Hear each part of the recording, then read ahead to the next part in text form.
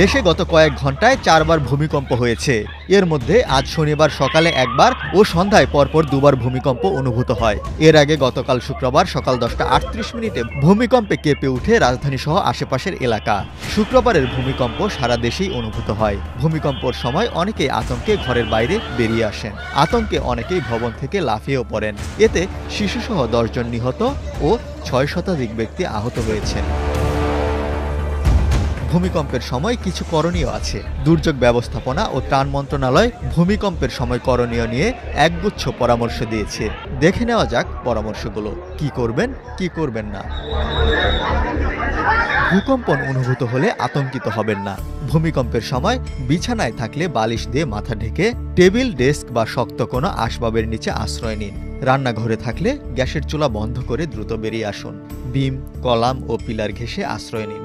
শিক্ষা প্রতিষ্ঠানে অবস্থানকালে স্কুল ব্যাগ মাথায় নিয়ে শক্ত বেঞ্চে অথবা শক্ত টেবিলের নিচে আশ্রয় নিন। ঘরের বাইরে থাকলে গাছ, উঁচু বাড়ি, বৈদ্যুতিক খুঁটি থেকে দূরে খোলা স্থানে আশ্রয় নিন।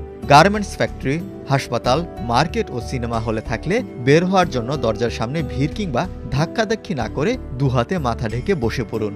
ভাঙা দেয়ালের নিচে চাপা পড়লে বেশি নাড়াচাড়ার চেষ্টা করবেন না। কাপড় দিয়ে মুখ ঢেকে রাখুন যাতে ধুলাবালি শ্বাসনালীতে না ঢোকে।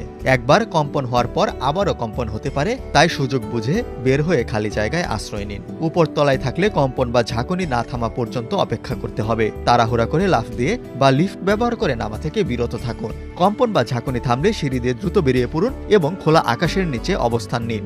গাড়িতে থাকলে সেতু, উড়াল সড়ক, গাছ ও বৈদ্যুতিক খুঁটি থেকে দূরে গাড়ি থামান। ভূকম্পন না থামা পর্যন্ত গাড়ির ভেতরেই থাকুন। ব্যাটারি চালিত রেডিও, টর্চ লাইট, পানি এবং প্রাথমিক চিকিৎসার সরঞ্জাম বাড়িতে রাখুন।